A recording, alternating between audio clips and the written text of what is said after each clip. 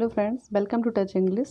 Last video में adjective start कर दिए थे हमने, मतलब विशेषण, और दो एडजेक्टिव हम पढ़ चुके थे। एक तो क्वालिटेटिव और क्वांटिटेटिव। क्वालिटेटिव को हम डिस्क्रिप्टिव एडजेक्टिव भी बोलते हैं। आज हम तीसरा एडजेक्टिव पढ़ने वाले हैं, जैसे हम बोलते हैं न्यूमरल एडजेक्टिव। न्यूमरल मतलब संख्यावाचक। जिस व्यक्ति या वस्तु को हम काउंट करेंगे, जिसको हम संख्यावाची बोलेंगे, उसको हम न्यूमरल एडजेक्टिव बोलते हैं। डेफिनेशन है इसकी, which are use to denote the number of nouns. मतलब संज्ञा के नंबर यानी संख्या, जो संज्ञा के संख्या को शो करता है उसे हम न्यूमरल एडजेक्टिव बोलते हैं। मतलब संज्ञा सर्वनाम की संख्या का बोध कराने वाले शब्द कहलाते हैं संख्यावाचक विशेषण। ठीक है। क्वांटिटेटिव में हम संख्या नहीं कर रहे थे, हम परिमाण कर रहे थे, नापतोल। लेकिन उसमें भी दो तरह के थे, निश्चित और अनिश्चित, मतलब डेफिनेट और इनडेफिनेट। इसमें भी संख्यावाचक में भी, न्यूमरल में भी दो तरह के हैं, डेफिनेट और इनडेफिनेट। मतलब अगर हम निश्चित संख्या बता रहे हैं तो वो हो गया डेफिनेट, और हम अनिश्चित संख्या बता रहे हैं तो हो गया इनडेफिनेट। जैसे कि निश्चित है अगर, तो डेफिनेट है तो 1 2 3 4 5, first second single double triple. इसमें डेफिनेट न्यूमरल एडजेक्टिव में हम सिर्फ संख्या बताते हैं, और उसके अलावा हम एक क्रम के रूप में भी बोलते हैं, पहला दूसरा तीसरा। और हम एक मल्टीप्लिकेटिव यानी कि दुगना तिगना चौगुना, इस तरह से शब्द भी यूज़ करते हैं। तो ये भी हम इनको अलग अलग हम मतलब सेपरेट करेंगे, अलग अलग तरह से हम इनको शो करेंगे, और किसको क्या बोलते हैं ये भी हम देखेंगे। पहले हम यही देख लेते हैं। Definite adjective, numeral adjective 1 2 3, first second single double triple या फिर 4 टाइम्स, ये सब। इसमें हम कार्डिनल, ऑर्डिनल और मल्टीप्लिकेटिव तीन तरह के पढ़ते हैं। कार्डिनल मतलब होता है कि अगर नॉर्मल हम संख्या बोल रहे हैं गणनावाचक, तो हम 1 2 3 4 उसको हम कार्डिनल में रखेंगे। ऑर्डिनल मतलब हम उसका ऑर्डर बता रहे हैं, मतलब क्रम बता रहे हैं, पहला दूसरा तीसरा, इस तरह से हम चौथा, फर्स्ट सेकंड थर्ड फोर्थ, ये सब हम बता रहे हैं तो हम ऑर्डिनल का यूज़ कर रहे हैं। मल्टीप्लिकेटिव होता है दुगना, डबल, सिंगल, ट्रिपल, इस तरह से 4 टाइम्स, ये सब हम इसमें यूज़ करते हैं। इंडेफिनिट मतलब many, few, any, several, sundry, some, a lot of. ये कुछ ऐसे शब्द हैं जिससे काउंटेबल चीज़ को भी हम, जब हम निश्चित तौर पर नहीं कहते हैं, अनिश्चित तौर पर कहते हैं। कुछ लड़के हैं, कई लोग पास हो गए, कई लोग फेल हो गए, तो इसमें एक निश्चित संख्या नहीं होती है, हम एक अंदाजे के रूप में बोल देते हैं। जैसे हम इसमें क्वांटिटेटिव में भी यूज़ कर रहे थे, लेकिन वहाँ पर हम मटेरियल नाउन के लिए यूज़ कर रहे थे। यहाँ पर हम काउंटेबल नाउन के लिए हम यहाँ पर यूज़ करेंगे। जैसे कि देख लेते हैं, some boys are clever. Some uncountable में भी आ रहा था, उसमें सम को हमने क्वांटिटी में भी लिया था। सम का यूज़ हम दोनों तरह से कर सकते हैं, मतलब अनकाउंटेबल में भी और काउंटेबल में भी। ठीक है। सम बॉयज़ आर क्लेवर, कुछ लड़के चतुर हैं। यहाँ पर इसका मतलब कुछ निकल रहा है, तो हम लिक्विड की चीज़ के लिए भी ऐसा बोलते हैं कि कुछ दूध है क्लास में और कुछ लड़के हैं, तो दूध जो है अनकाउंटेबल है, लिक्विड फॉर्म में है, और बॉयज़ जो है काउंटेबल है। दोनों के लिए हम सम का यूज़ कर सकते हैं। सम बॉयज़ आर क्लेवर, कुछ लड़के चतुर हैं। अब लड़के एक नाउन है, कॉमन नाउन है, उसके पहले एक सम लगा हुआ है यानी कि कुछ, तो यहाँ पर ये न्यूमरल एडजेक्टिव है, वो भी कौन सा, इंडेफिनिट। ठीक है। वी हैव 2 हैंड्स, हमारे 2 हाथ हैं। यहाँ पर फिक्स है, डेफिनेट है, संख्या 2, 2 हाथ हैं। अब हम ये बोलें कि हमारे कुछ हाथ हैं, अब कुछ क्या, 2 ही हाथ होते हैं तो 2 ही बोलेंगे ना। ठीक है। There are many boys in the class, कक्षा में कुछ लड़के हैं। मैंने मतलब बहुत सारे लड़के हैं। अब बहुत सारे में ये नहीं पता कितने हैं, बस हमने बोल दिया कि मैनी है, बहुत सारे हैं, उसमें कितने भी हो सकते हैं। मतलब यहाँ पर डेफिनेट नहीं है यहाँ पर संख्या। There are various single room, देखिए यहाँ पर दो एडजेक्टिव यूज़ हुए हैं, वेरियस भी और सिंगल भी।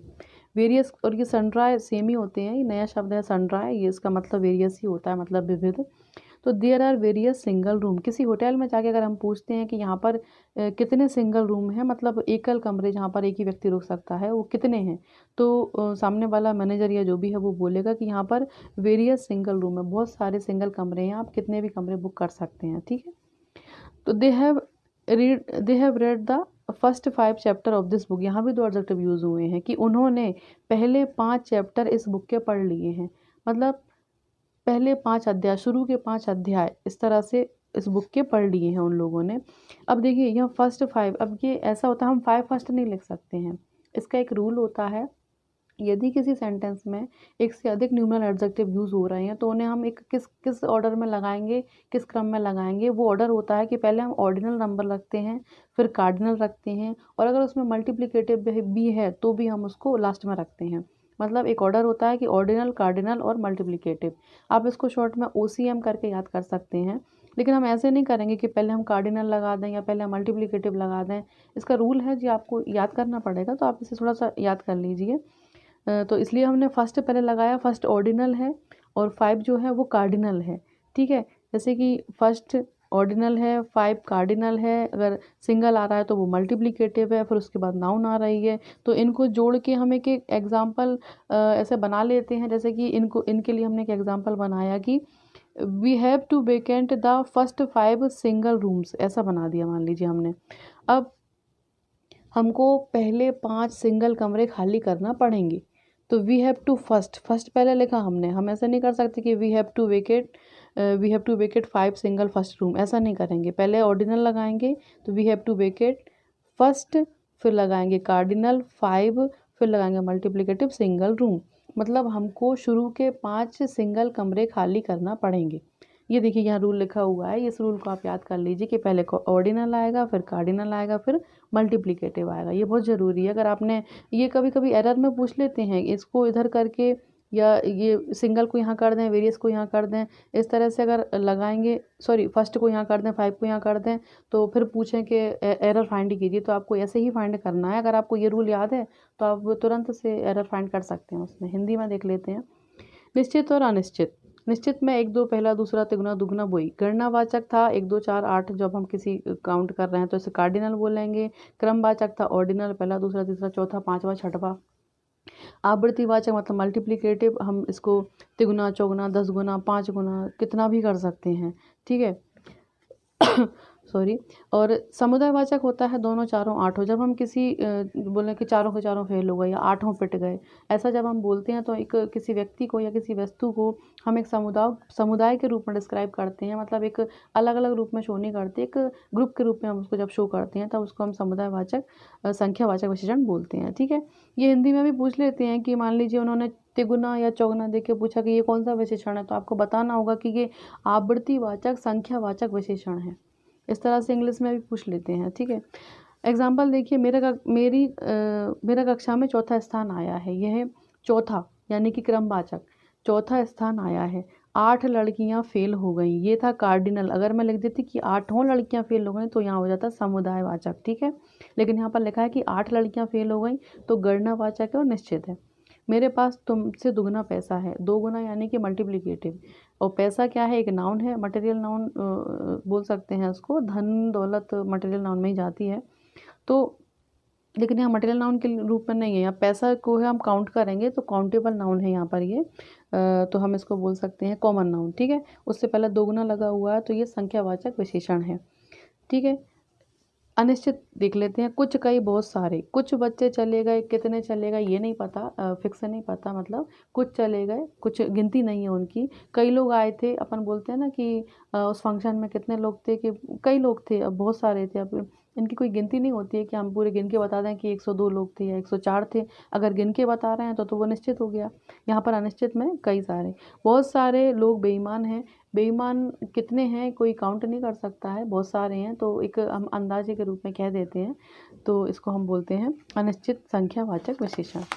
अगला विशेषण देखिए, डिस्ट्रीब्यूटिव विशेषण। डिस्ट्रीब्यूशन का मतलब होता है बांटना। ये मैंने आपको प्रोनाउन में भी पढ़ा था, डिस्ट्रीब्यूटिव प्रोनाउन। तो जब हम किसी चीज़ को, किसी व्यक्ति को अलग अलग तरीके से शो करते हैं, उसको सेपरेट तरीके से शो करते हैं, आई मीन उसको एक ग्रुप के रूप में शो नहीं करते हैं, तब हम उसको डिस्ट्रीब्यूटिव या विभाग सूचक विशेषण कहते हैं। Distributive adjective used to refer to each and every person और थिंग सेपरेटली। मतलब ये क्या करता है कि प्रत्येक व्यक्ति को, प्रत्येक वस्तु को अलग अलग सेपरेट रूप में इसको शो करता है, तब हम इसको डिस्ट्रीब्यूटिव एडजेक्टिव कहते हैं। जैसे कि कुछ शब्द हैं ईच, एवरी, आइदर, नाइदर, ये मैंने आपको प्रोनाउन में भी बताए थे। ईच एवरी मतलब होता है प्रत्येक, आइदर माने दोनों, नाइदर यानी दोनों में से कोई भी नहीं, ठीक है। इनका यूज़ दो के लिए करते हैं। Every word of it is false, मतलब किसी व्यक्ति का या किसी पुस्तक का प्रत्येक शब्द गलत है। एवरी वर्ड, प्रत्येक शब्द, ऑफ इट मतलब किसी व्यक्ति का भी हो सकता है, नहीं व्यक्ति के लिए हम इट का यूज़ नहीं करते हैं, सॉरी। हम निर्जीव वस्तु के लिए यानी कि पुस्तक का, किसी पुस्तक का या किसी लेटर का हर एक शब्द गलत है। On either side is a narrow lane, मतलब इसके दोनों तरफ एक सकरी गली है। मतलब कोई जगह है और किसी जगह को हम शो करके बता रहे हैं कि ये जो मकान है इसके दोनों तरफ एक सकरी गली है, अब मतलब आइदर साइड यानी कि दोनों तरफ। अब ये आइदर और एवरी जो है ये डिस्ट्रीब्यूटिव एडजेक्टिव कहलाता है यहाँ पर। नाइदर एक्यूजन इज ट्रू, मतलब कोई भी आरोप सही नहीं है। दोनों में से जो भी आरोप लगाए होंगे दोनों में से कोई भी आरोप सही नहीं है। ठीक है।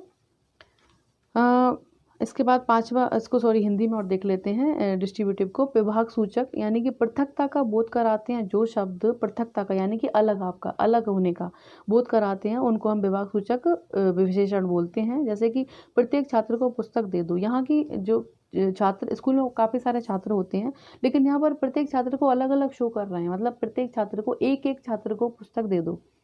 कोई भी दोनों, प्रत्येक, हर एक ये शब्द हैं जो विभाग सूचक सर्वनाम को शो करते हैं। जैसे कि प्रत्येक व्यक्ति परेशान है, प्रत्येक व्यक्ति अपनी अपनी परेशानी से परेशान है।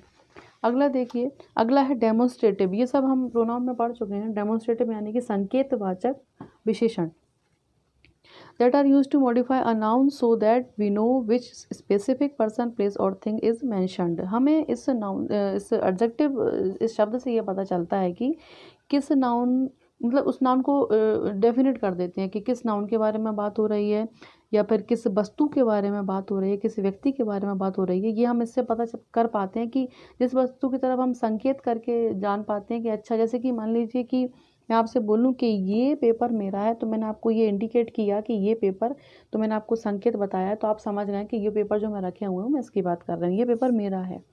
ठीक है। एग्जाम्पल से पूरा क्लियर हो जाएगा। हिंदी में हम ऐसे बोलते हैं संकेतवाचक विशेषण। दूर या पास रखी निश्चित वस्तु व्यक्ति का बोध कराती है, उसे हम बोलते हैं संकेतवाचक विशेषण। जैसे कि दिस, दैट, दीज, ये सब शब्द हम पढ़ चुके हैं। दिस का मतलब होता है पास रखी कोई सिंगल वस्तु के लिए दिस का यूज़ करते हैं। दैट का यूज़ होता है दूर रखी हुई कोई सिंगल वस्तु या व्यक्ति के लिए हम दैट का यूज़ करते हैं। दीज, दिस का प्लूरल होता है यदि पास में एक से अधिक वस्तुएं रखी हुई हैं या एक से अधिक व्यक्ति खड़े हुए हैं, तब हम दीज का यूज़ करेंगे। दूर, दूर रखे हुए वस्तु, दूर रखी हुई वस्तु या दूर रखे हुए व्यक्ति यदि बहुवचन में है, प्लूरल में है, तो हम दैट का दोज प्लूरल हो जाता है, दोज का यूज़ करेंगे। अदर यानी दूसरा, सच यानी होता है ऐसा, इस तरह का। ठीक है। एग्जाम्पल देख लेते हैं। दिस पेन इज़ रेड, यह पेन लाल है। अब ये मेरा पेन तो ब्लैक है, लेकिन एक एग्जाम्पल है ये। दिस पेन, किसी पेन को, जैसे मैं रेड पेन लेके बोल देती हूँ, ये वाला पेन, कि यह पेन लाल है। अब मैं आपको बता रही हूँ कि यह पेन, तो मैं आपको इंडिकेट कर रही हूँ दिस पेन, तो आप समझ जाएंगे कि मेरे पास जो सिंगल पेन है, जो रेड है, मैं उसकी बात कर रही हूँ। ठीक है। दोज मैंगोज आर सोर, हाँ, दिस हमेशा सिंगल के लिए यूज़ होता है। दोज मैंगोज आर सोर, दोज होता है दैट का प्लूरल, यानी कि दूर रखी हुई प्लूरल कोई नाउन है जो बहुवचन में है। तो देखिए, दोज मैंगोज, वो आम, आर सोर, मतलब खट्टे हैं। दूर रखे कोई आम को हम इंडिकेट करके बोल रहे हैं कि वो आम खट्टे हैं। दीज बॉयज़ आर गुड, पास में हैं बहुत सारे लड़के हैं, उनके लिए हम बोल रहे हैं कि ये लड़के अच्छे हैं, प्लूरल में है। ठीक है। दैट बुक इज़ गुड, कोई शॉप पर हम अगर गए कि अपने फ्रेंड से बोल रहे हैं, किसी को किसी बुक की तरफ हम इशारा करके बोल रहे हैं कि वो वाली बुक अच्छी है, वो ले ले, तो दैट बुक इज़ गुड, तो बुक की तरफ इंडिकेट किया जो कि दूर रखी हुई थी और सिंगल थी। ठीक है। सच बॉयज़ आर गुड, ऐसे लड़के अच्छे होते हैं। इसके बाद हिंदी में, यह मेरा घर है, किसी घर की तरफ हमने इशारा करके बोला। जैसे कि मैं आपको अगर बताऊंगी तो उसकी तरफ मैं आपको उंगली करके बताऊंगी कि ये वाला घर मेरा है, तो आप इशारे से समझ जाएंगे कि मैंने जिस घर की तरफ इंडिकेट किया है, जिस घर की तरफ मैंने इशारा किया है, उस घर को मैं डेफिनेट करना चाहती हूँ। तो यह घर मेरा, अब घर हो गया एक नाउन, मतलब एक जातिवाचक संज्ञा है जिसको मैंने डिफाइन किया है यह से, तो यह घर मेरा है, तो यहाँ पर यह संकेतवाचक विशेषण कहलाएगा।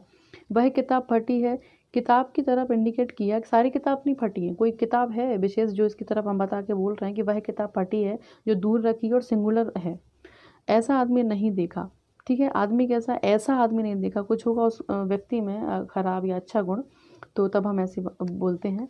तो ये हमारे दो एडजेक्टिव और हो गए हैं। अब वीडियो लेंदी ना हो जाए इसलिए मैं आपको थोड़ा से कम कम बता रही हूँ, और अगले एडजेक्टिव को हम नेक्स्ट वीडियो में आपको बताऊँगी। तब तक के लिए थैंक यू।